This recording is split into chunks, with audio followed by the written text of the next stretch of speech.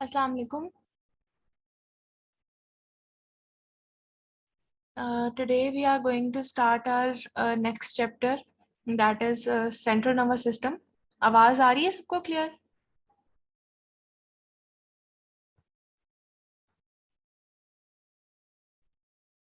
ठीक है, ओके। आज हम लोग स्टार्ट कर रहे हैं सीएनएस से। सीएनएस के मैं टॉपिक्स लिस्ट डाउन कर रही थी, तो इतने ज़्यादा टॉपिक्स नहीं है। सीएनएस वैसे बहुत लंबा लिखा हुआ है। जो स्टार्ट में बहुत ज़्यादा अनैटमी और फिजियोलॉजी और इन्वेस्टिगेशंस लिखी हुई हैं, वो मैंने पहले भी बताया था डेविडसन की, वो चीज़ें आप लोग टोटली स्किप कर सकते हैं, क्योंकि हर टॉपिक के साथ उसकी इन्वेस्टिगेशंस और ट्रीटमेंट वगैरह सेपरेटली लिखा हुआ है। उन्होंने क्या किया है, उन्होंने कलेक्टिवली स्टार्ट में भी बहुत ज़्यादा चीज़ें बताई हुई हैं, तो वो हमें करने की ज़रूरत नहीं है। तो सीएनएस में से जो सीएनएस के दो पोर्शंस हैं। एक तो ये जो हम न्यूरोलॉजी वाला चैप्टर कर रहे हैं ये, और एक चैप्टर है स्ट्रोक मेडिसिन का। ठीक है। तो जो न्यूरोलॉजी वाला चैप्टर है उसके अंदर से headache, epilepsy, multiple sclerosis, meningitis, encephalitis, और लास्ट में आई गेस ग्लैनबेरी सिंड्रोम बचता है, और मायस्थीनिया ग्रेविस। इस तरह के कुछ टॉपिक्स हैं जो इस चैप्टर में से इंपॉर्टेंट है। इस चैप्टर में से बहुत इस चैप्टर में ना बहुत ज्यादा अनइम्पॉर्टेंट और बहुत छोटे छोटे छोटे टॉपिक्स उन्होंने बताए हुए हैं। जो मेन क्वेश्चन आता है, सीएनएस के दो चैप्टर्स में से एक क्वेश्चन आना है। स्ट्रोक और सीएनएस का मिला के सिर्फ एक सवाल आता है, और वो ज्यादातर ऐसा होता है स्ट्रोक में से आया होता है या एपिलेप्सी में से आता है। आज हम पढ़ रहे हैं हेडेक सिंड्रोम्स, जितने भी हेडेक की टाइप्स हैं, और कल हम इंशाल्लाह स्टार्ट करेंगे एपिलेप्सी से। That is very important. आज का भी हेडेक इंपॉर्टेंट है। मतलब इस पे ऐसा कभी यूक्यू मैंने देखा नहीं है, लेकिन एमसीक्यू आ सकता है इसके अंदर से आपको, और वाइवा के दौरान पूछा जा सकता है इसमें से। लेकिन मैं इसलिए आपको बता रही हूँ, दो चैप्टर्स है ना, तो इतना ज्यादा टाइम इन्वेस्ट करने की स्पेशली न्यूरोलॉजी पे जरूरत नहीं है। सिर्फ इंपॉर्टेंट टॉपिक्स पे अपना टाइम इन्वेस्ट करना। बहुत छोटे छोटे टॉपिक्स बीच में लिखे हैं जो बहुत लीस्ट इंपॉर्टेंट टॉपिक्स हैं। स्ट्रोक अच्छे से करना, 4 to 5 पेजेस का है, वो भी करवाऊंगी, और जो इंपॉर्टेंट इंपॉर्टेंट टॉपिक्स हैं सारे वो भी क्लियर कराऊंगी आप लोगों को। अच्छा, पेज नंबर है, ये वॉल्यूम 2 है डेविडसन का, पेज नंबर है 1095। उस पे लिखा हुआ है हेडेक सिंड्रोम्स। यहाँ से हम अपना जो है सीएनएस स्टार्ट कर रहे हैं। छोटा सा टॉपिक है, इतना बड़ा टॉपिक नहीं है। 1095 है पेज डेविडसन का, वॉल्यूम 2 का। ओके, एक मिनट में अभी स्टार्ट करती हूँ इसको।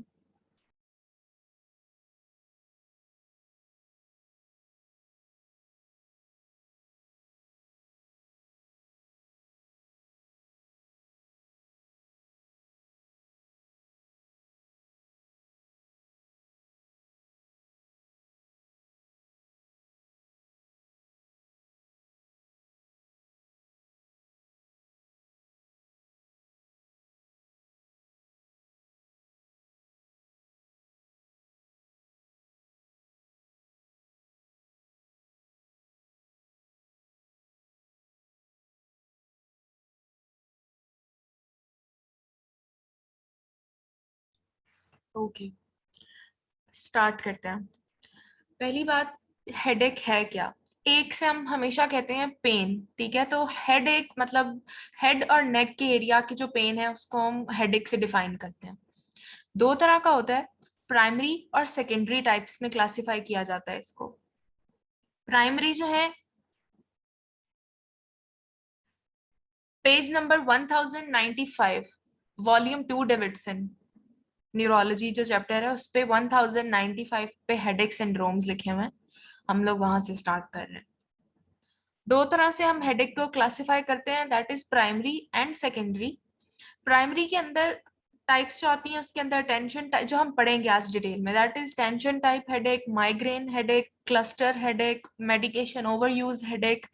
ये सारी चीजें जो हैं ये प्राइमरी हेडेक सिंड्रोम्स हैं। सेकेंडरी हेडेक किस वजह से हो सकता है? कोई इंट्राक्रेनियल ट्यूमर की वजह से हो सकता है, कोई इन्फ्लेमेटरी और vascular condition, structural disorder of कोई ब्रेन का हो सकता है, इन्फेक्शंस की वजह से हो सकता है। मतलब secondary to any illness, secondary to any disease is secondary headache syndrome.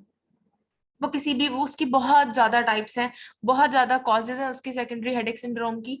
वो हम लोगों ने आज नहीं करना है, वो हम हर टॉपिक के अंदर, जैसे हम मेनिंजाइटिस में पढ़ते हैं हेडेक, नेक स्टिफनेस, ये सारी चीजें, या हम रेज्ड इंट्राक्रेनियल प्रेशर में पढ़ेंगे हेडेक।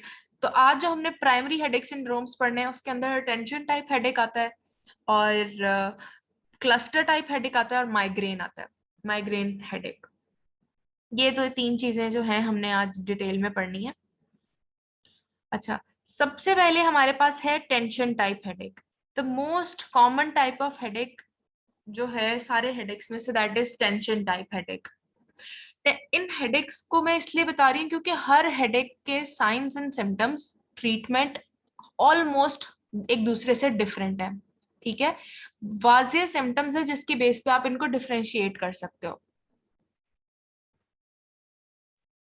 अच्छा, तो मोस्ट कॉमन टाइप, मैंने जो जो चीजें इंपॉर्टेंट है उनको मैंने अंडरलाइन भी किया हुआ है, और साथ साथ मैं आपको एक्सप्लेन भी करती जाऊंगी। Most common type of headache है टेंशन टाइप हेडेक। को ज्यादातर एक्सप्लेन किया जाता है एक बढ़ते हुए दिन की स्ट्रेस के साथ। ठीक है, जैसे जैसे टाइम गुजरता जाता है दिन का, मतलब आप दिन स्टार्ट करते हो, कोई कंप्लेन नहीं होती, कोई सिम्टम नहीं होता, और जैसे जैसे दिन बढ़ता जाएगा एग्जाइटी स्ट्रेस बढ़ती जाती है, तो यूजुअली इसको स्ट्रेस के साथ रिलेट किया जाता है टेंशन टाइप हेडेक को। ठीक है, जो इसके नाम में भी है ना, बेसिकली जो इसके नाम में टेंशन है वो मसल की टेंशन की वजह से इसका नाम टेंशन टाइप हेडेक है, लेकिन आप इसका एक निमोनिक बना के याद कर सकते हो कि ये स्ट्रेस के साथ इसको रिलेट किया जाता है। तो जैसे जैसे टाइम बढ़ता जाता है दिन का, मतलब कोई एंड ऑफ द डे है, एंड ऑफ द वीक है, या वीकेंड आ गया है, और बहुत ज्यादा स्ट्रेस बढ़ गई है, तो उसकी वजह से जो हेडेक होता है ना, that is tension type headache. तो ये टेंशन टाइप हेडेक जो है, आगे इन्होंने बताया हुआ है due to, primarily due to muscle tension. ठीक है, और ऑक्सीपिटल रीजन में, फ्रंटल रीजन में, टेम्पोरल रीजन में जो मसल्स की टेंशन की वजह से हेडेक होता है, that is tension type headache. अब इसके सिम्टम्स और साइंस कैसे आते हैं? जो इसकी पेन होती है बहुत डल और टाइटनिंग पेन होती है। टाइटनिंग पेन का मतलब ये है कि as a band like sensation जो है ये फील होती है हेड के ऊपर। ठीक है, तो ये जो मैंने चीजें अंडरलाइन की हैं ये आप लोग अंडरलाइन कर लो बुक पे। ये इसके डायग्नोस्टिक पॉइंट्स हैं। एक डल, टाइट और प्रेशर लाइक सेंसेशन होती है, जिसे हम सेंसेशन ऑफ बैंड भी कहते हैं, वैसे ये फील होती है। ठीक है, और कांस्टेंट हेडेक होता है। ठीक है, और it can radiate towards the occipital region, ये ऑक्सीपिट पे ना रेडिएट कर सकता है। और इसका एक ये फीचर है, ये मतलब पेशेंट को कोई, मतलब इससे पेशेंट की एक्टिविटी में कोई फर्क नहीं आता, पेशेंट डिसेबल नहीं होता है, मतलब पेशेंट अपना काम करना नहीं छोड़ देता, पेशेंट अपना काम करता रहता है, पेशेंट जो है नॉर्मल लगता है देखने में। ठीक है, इतना सीवियर हेडेक नहीं होता ये, इसलिए इसको इससे एक्सप्लेन किया गया है कि tension type headache is rarely disabling and patients appear well. ठीक है, और इसके साथ कोई वॉमिटिंग, कोई फोटोफोबिया एसोसिएटेड नहीं होता। ये जानना इसलिए जरूरी है क्योंकि जो बाकी हेडेक्स हैं उनके अंदर ये सिम्टम्स आते हैं। है क्या? सिर्फ डल, प्रेशर लाइक और बैंड लाइक सेंसेशन है, तो इट मींस ये बायलैटरल हेडेक है। ठीक है, तो ये भी बहुत इंपॉर्टेंट है इसके लिए।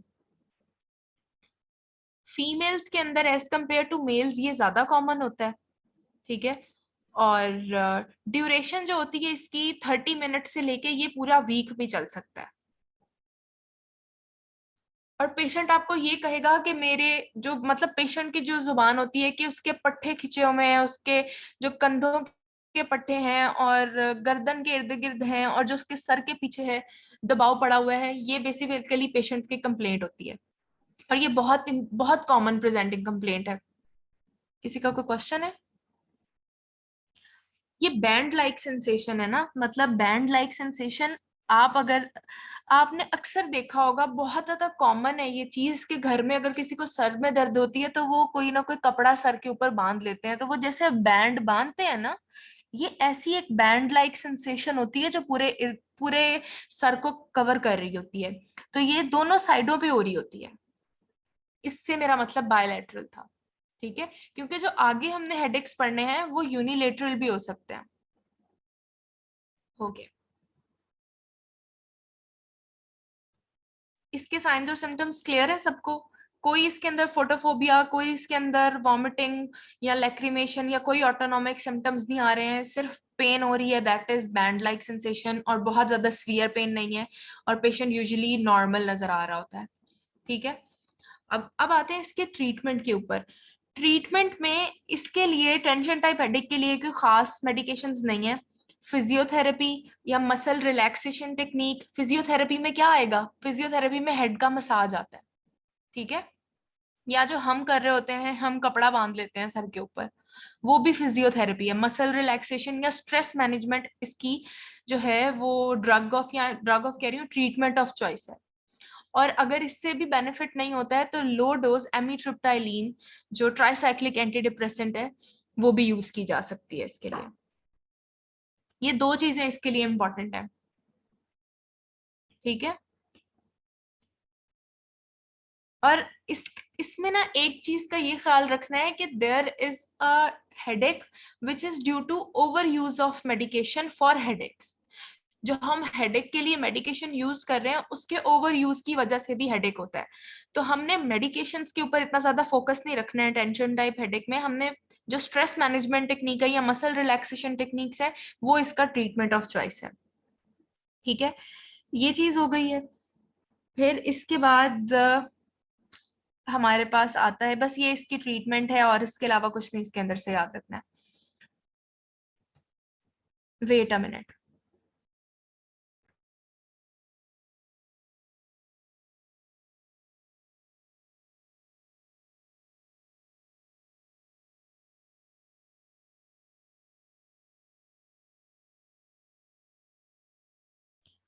Okay, next type of headache is migraine. This is very important. अच्छा, अब जो माइग्रेन है उसके बारे में बहुत ज्यादा थ्योरीज हैं, ठीक है। और उसी में ऑरा का भी कॉन्सेप्ट आता है, व्हाट इज ऑरा। ये बात याद रखनी है कि टेंशन टाइप हेडेक और माइग्रेन हेडेक दोनों जो है फीमेल के अंदर ज्यादा होते हैं, ठीक है। टेंशन टाइप हेडेक और माइग्रेन फीमेल्स के अंदर ज्यादा होते हैं। माइग्रेन के अंदर माइग्रेन के अंदर भी स्ट्रेस का एक फीचर आ सकता है, ठीक है, लेकिन less common tension type headache के अंदर। एक मिनट।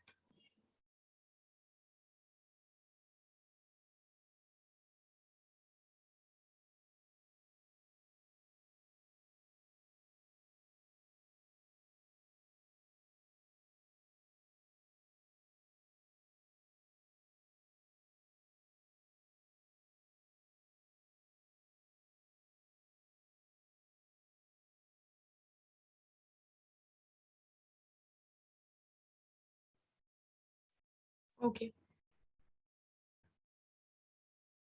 अब माइग्रेन के अंदर ना बहुत ज्यादा थ्योरीज के साथ माइग्रेन को एक्सप्लेन किया गया है। माइग्रेन में सबसे पहली थ्योरी है दैट के ऑरा। ऑरा क्या होता है? ऑरा बेसिकली एक सेंसरी या मोटर सिम्टम है या साइन है, जो कि आपको हेडेक से पहले या किसी डिजीज से पहले या किसी चीज की अपेयरेंस से पहले फील हो सकती है, किसी भी तरह का सेंसरी और मोटर, ठीक है, दैट इज ऑरा। आगे हम ऑरा को एक्सप्लेन करते हैं। ऑरा बहुत इंपॉर्टेंट है माइग्रेन के लिए। ऑरा क्यों होता है? ये है ब्रेन के अंदर डिसफंक्शन ऑफ आयन चैनल्स की वजह से, जो कि एक्साइटेशन और इनहिबिशन में इन्वॉल्व होती है, ठीक है। तो डिप्रेशन और एक्साइटेशन में इन्वॉल्व होती है। तो dysfunction of ion channels brain की इलेक्ट्रिकल एक्टिविटी के अंदर एक पैथोफिजियोलॉजी इसकी ये है। And second pathophysiology is vasodilation of blood vessels, extra cranial blood vessels. ये बहुत इंपॉर्टेंट है, ठीक है। Headache phase is associated with vasodilation of extracranial blood vessels. एक हमने पहले आयन चैनल्स की माइग्रेन के अंदर बात कर ली, और एक हमने बात कर ली वेजोडाइलेशन ऑफ ब्लड वेसल्स की। ये बहुत ज्यादा कंट्रीब्यूशन है माइग्रेन की पैथोफिजियोलॉजी में इन दोनों का। उसके बाद हमारे पास आती हैं कुछ रिस्क फैक्टर्स हैं जिसको उन्होंने एक्सप्लेन किया हुआ है। फीमेल की हमने बात की है कि फीमेल्स के अंदर इसकी ज्यादा प्रीपोंडरेंस है एज कम्पेयर टू मेल्स। वो क्यों है? मेंस्ट्रुअल साइकिल, ठीक है। मोस्टली आपके मतलब हमारी क्लास में भी, आपकी क्लास में भी, आपके इर्द गिर्द भी बहुत ज्यादा लड़कियां ये कंप्लेन करती होंगी। ऑलमोस्ट हर कोई कहता है मुझे माइग्रेन है, मुझे माइग्रेन है। तो मेंस्ट्रुअल साइकिल से पहले, मेंस्ट्रुअल साइकिल के दौरान, ठीक है, या इसका हार्मोनल इन्फ्लुएंस ये सजेस्ट करता है कि मेंस्ट्रुअल साइकिल का जो इन्फ्लुएंस है वो ये सजेस्ट करता है कि हार्मोन्स का बहुत ज्यादा रोल है माइग्रेन के अंदर। तो जितने भी ओरल कॉन्ट्रासेप्शंस हैं, ईस्ट्रोजन है, ये इंक्रीज करती हैं माइग्रेन को, एक्सरबेट करती हैं माइग्रेन को। There are certain risk factors like, जिसके अंदर वाइन आ जाती है, कुछ फ्रूट्स हैं, ये इनहेंस करते हैं माइग्रेन के अटैक्स को।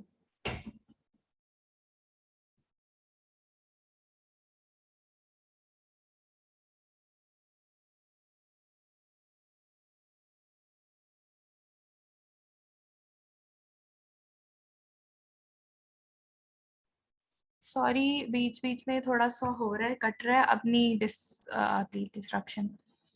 हम लोग बात कर रहे थे ईस्ट्रोजन की, ठीक है, और मेंस्ट्रुअल साइकिल की। तो हॉर्मोन्स का बहुत ज्यादा माइग्रेन के अंदर इन्फ्लुएंस आ जाता है।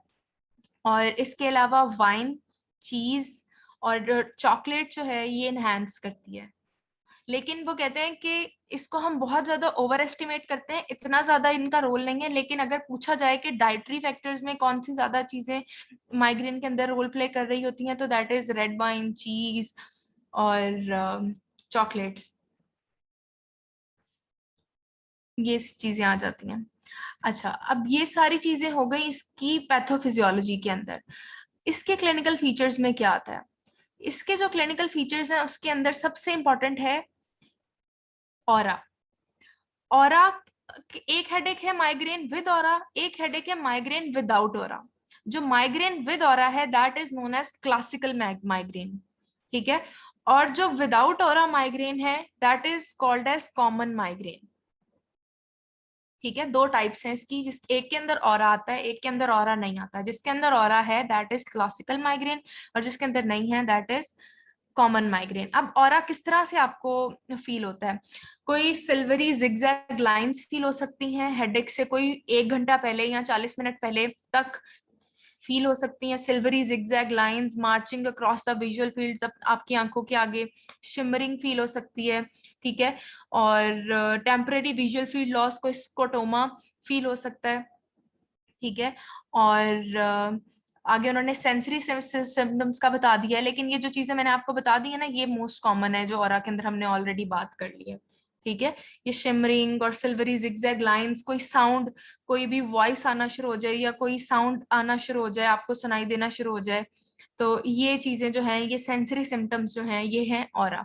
और ये आपको माइग्रेन के अटैक से कोई 1 घंटा पहले जो है वो आपके साथ हो सकते हैं। मतलब 1 घंटा इज मैक्सिमम, इससे कम भी हो सकते हैं, इससे ज्यादा नहीं हो सकते।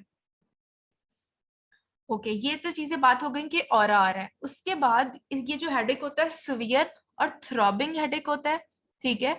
और इसके साथ photophobia, phonophobia and vomiting associated होती है।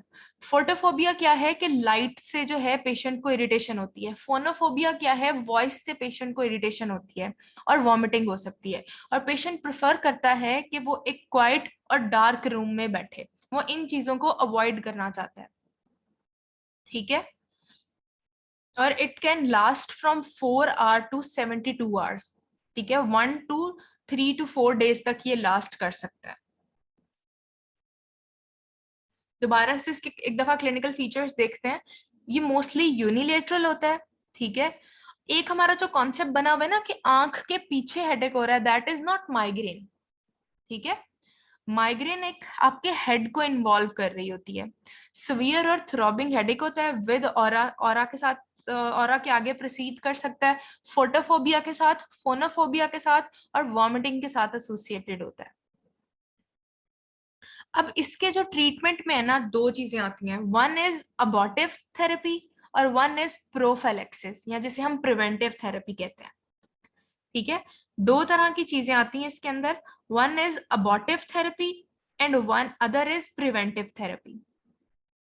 अबॉर्टिव थेरेपी का मतलब है किसी अक्यूट अटैक ऑफ माइग्रेन को प्रिवेंट करना। उसके लिए हम यूज करते हैं from simple analgesia to complex या स्ट्रॉन्ग एनाल्जेसिक्स की तरफ जाते हैं। सिंपल एनाल्जेसिया में एस्पिरिन आती है, पैरासिटामोल आती है और अदर एनसेड्स आ सकते हैं, ठीक है, नेप्रोक्सन आ जाती है जैसे, ठीक है। ये तीन चीजें आ गई सिंपल एनाल्जेसिक्स। उसके बाद आप किस पे जाते हो, सीवियर अटैक्स के अंदर उसको अबॉर्ट करने के लिए आप ट्रिप्टान यूज करते हो, ठीक है। सुमाट्रिप्टान यूज करते हो जो कि 5-HT रिसेप्टर का एगोनिस्ट है, सेरोटोनिन रिसेप्टर के एगोनिस्ट हैं।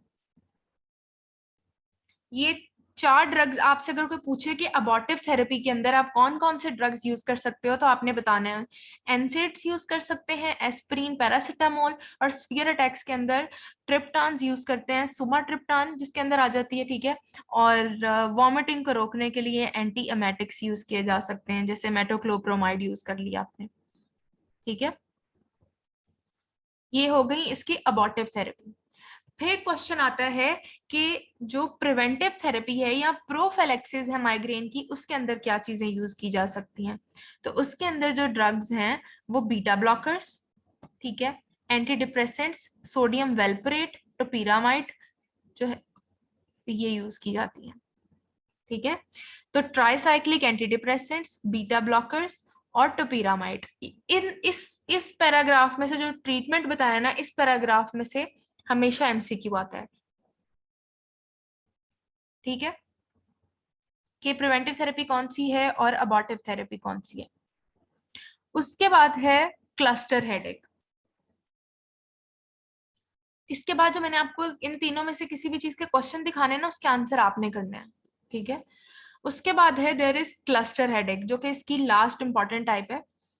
क्लस्टर हेडेक को हम माइग्रेनस न्यूरल्जिया भी कहते हैं, ठीक है। माइग्रेन हेडेक इज डिफरेंट और migrainous neuralgia is another name for cluster headache.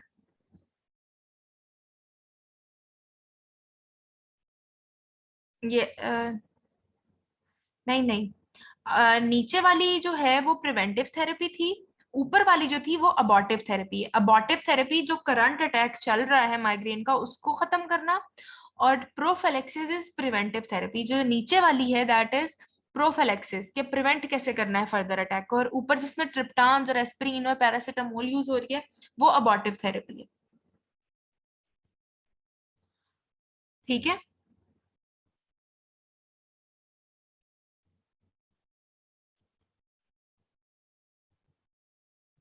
उसके बाद है क्लस्टर हेडेक। अब हमने पहले दो हेडेक्स के बारे में ये बात की थी कि वो दोनों फीमेल प्रिपॉन्डरेंस उनकी ज्यादा है।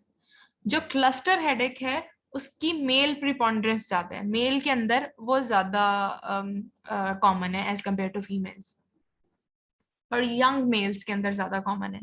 पैथोफिजियोलॉजी इसकी अननोन है, ठीक है, लेकिन उन्होंने कहा है कि हाइपोथैलेमिक एक्टिविटी के अंदर कोई अब नॉर्मल एक्टिविटी मिल जाती है जब आप फंक्शनल इमेजिंग कराते हो या ब्रेन का स्कैन कराते हो, तो आपको हाइपोथैलेमिक एक्टिविटी अब नॉर्मल मिल सकती है। और स्मोकर्स और high alcohol consumption is a risk factor for cluster headache. Mainly आप इसको क्लिनिकली डिफरेंशिएट करते हो फ्रॉम माइग्रेन हेडेक। एक तो मेल की प्रिपॉन्डरेंस से पता चल जाता है आपको, लेकिन ऐसा नहीं है कि ये फीमेल्स का कभी क्वेश्चन नहीं आ सकता, आ सकता है, लेकिन इसके साइंस और सिम्टम्स बहुत डिफरेंट है। ये क्लस्टर हेडेक जो है पीरियोडिक है, मतलब कैसे, आपको पेशेंट ये कहेगा कि मुझे फलां सीजन में फलां टाइम हर साल ऐसा एक हेडेक होता है, या मुझे हर हफ्ते फलां टाइम एक ऐसा हेडेक होता है, कि एक टाइम फिक्स है, इसके क्लस्टर्स आते हैं, ठीक है, एक टाइम फिक्स है, और उसी टाइम में पेशेंट को हर बार हेडेक होगा। ये क्लस्टर हेडेक की एक डायग्नोस्टिक पॉइंट है, ठीक है। और इसको अलार्म क्लॉक हेडेक भी कहते हैं, क्योंकि ये इतनी एक्सक्रूशिएटिंग पेन होती है, इतनी सिवियर पेन होती है कि पेशेंट इस दर्द से उठ जाता है, ठीक है। और ये यूनिलेटरल पेरी ऑर्बिटल पेन होती है विद ऑटोनॉमिक फीचर्स। इसका ये क्लासिकल डायग्नोस्टिक पॉइंट है, periorbital pain with autonomic features.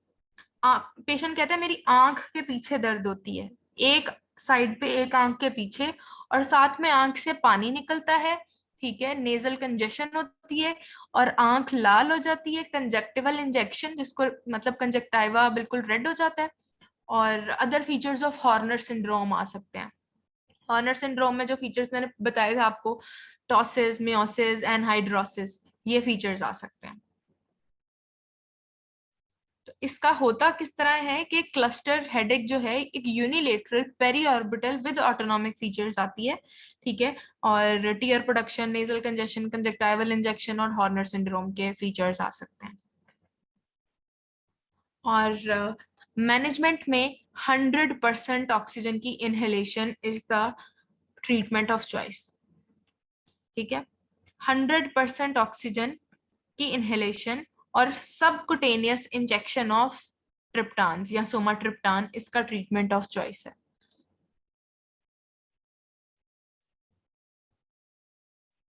ठीक है। ये चीज हो गई। और अगर इससे भी ना मतलब अगर प्रिवेंट करना हो अटैक्स को, तो ये इसके बारे में लिखा हुआ है, prevented by short course of oral glucocorticoid से आप इसको प्रिवेंट कर सकते हो। अबॉर्टिव थेरेपी के अंदर 100% ऑक्सीजन और सोमाट्रिप्टान, और प्रिवेंटिव थेरेपी के अंदर शॉर्ट कोर्स ऑफ ग्लूकोकॉर्टिकॉइड्स। अगर अब ये तीन हेडेक्स क्लियर हैं, तो मैं आपके साथ एक और स्लाइड शेयर कर रही हूँ, अब वो आप लोगों ने मुझे उसका बताना है।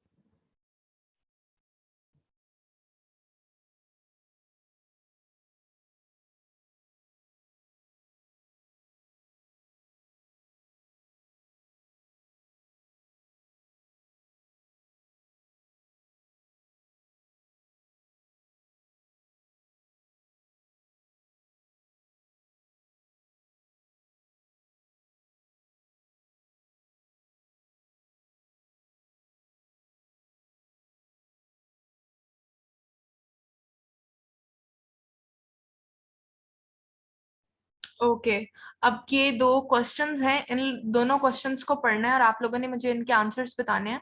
A 28-year-old woman with no prior medical history presents with throbbing unilateral headache that is exacerbated by menstruation and minimally relieved by acetaminophen, and lying in a dark room. She would like something that would provide more symptomatic relief. What abortive therapy would you prescribe? पहले तो आप मुझे ये बताओ कि ये जो है डायग्नोसिस क्या है इसका। यस एग्जैक्टली, ठीक है। और अबॉर्टिव थेरेपी में पहले वो ऑलरेडी एसिटामिनोफेन ले रही है, तो उसके बाद आप उसको क्या सजेस्ट करोगे? एसिटामिनोफेन से उसको कोई रिलीफ नहीं हुआ है, वो डार्क रूम में भी लेट रही है लेकिन उससे भी उसको रिलीफ नहीं मिल रहा है, तो अब सीवियर अटैक के लिए आप उसको क्या सजेस्ट करोगे? ट्रिप्टान्स, ठीक है। अगला क्वेश्चन देखो, a 25-year-old man wakes up repeatedly during the night with unilateral periorbital pain associated with ipsilateral lacrimation. Yes, cluster headache. और क्लस्टर हेडेक का अबॉर्टिव थेरेपी क्या है?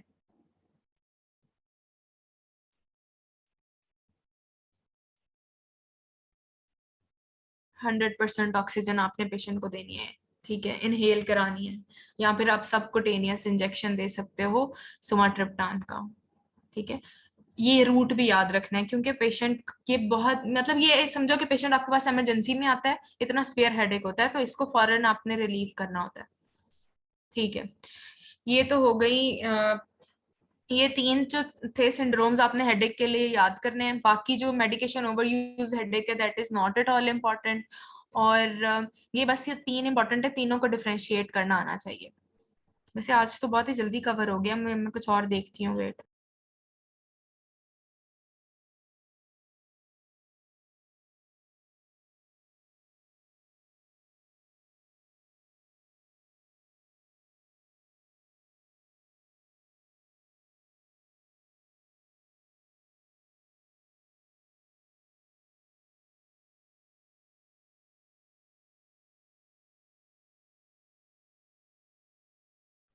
हाँ ठीक है, मेरा टॉपिक तो खत्म हो गया, मुझे नहीं लगा था इतनी जल्दी खत्म होगा, मुझे था शायद एक्सप्लेन करना पड़ेगा मुझे ज्यादा, लेकिन ये इजी था इसलिए खत्म हो गया। कल का बहुत लंबा टॉपिक है और कल मुझे लगता है ज्यादा टाइम लगेगा, तो प्लीज कल ज्यादा लोग ज्वाइन करना ताकि आप लोगों को एपिलेप्सी समझ आ जाए। पीड्स का और मेडिसिन का दोनों का यूक्यू है। इस दफा हमें प्रॉफ में एपिलेप्सी आई हुई थी, मतलब एपिलेप्सी के डिफरेंशियल डायग्नोसिस आया हुआ था, वो क्वेश्चन भी आप लोगों के साथ में कल शेयर करूंगी। इसमें से ऐसे तो हमें कोई यूक्यू नहीं आया हुआ हेडेक्स में से। और ये जो टेबल है ये यू वर्ल्ड है, उसके अंदर से ये टेबल है, ये फिर मैं आप लोगों को ग्रुप में ही सेंड कर देती हूँ। ये सेमन छुट्टी है, ठीक है, ओके, आप लोग जा सकते हो। लेकिन प्लीज कल एपिलेप्सी जो मैंने पढ़ानी है वो दैट इज वेरी इंपॉर्टेंट, उसको लाजमी ज्वाइन करना। ओके।